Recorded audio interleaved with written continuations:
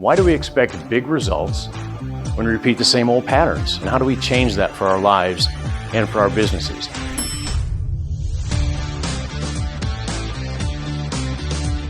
Why do we expect big results when we repeat the same old patterns? Any guesses? We're comfortable in our own stuff, right? Even if it stinks, we're comfortable in our own stuff, right? This time's different, right? The definition of insanity. My grandfather, George Johnson, he was from Sweden. He said, "Mark, nothing's permanent but change." But he was the guy who least liked change. He also had this saying, he said, "You know, you can't tell what your picture is going to look like from where you sit." That's before we had selfies, right? And you hear this phrase, we're going to transform. We're going to do something differently. Large-scale transformations occur every 5 to 7 years. But what's your guess in terms of the number or the percentage of companies that are actually successful?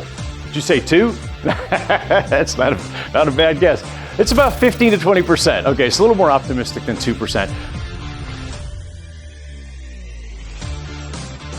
So we looked at over 150 different companies over the past decade and a half across industries, regardless of technology, to try to see what some of the patterns are. And what we found is that we follow a path. I call it the path or the trajectory of transformation grief. We've done the boot camps, everybody's prepared to roll out, and it's really optimistic. We're in the period of belief. Then we get a little bit further out, it's day 100, and we start to get a little passive aggressive. We start to regress to legacy practices. So it comes down to 3 pattern repeats that we see. The first one is problem.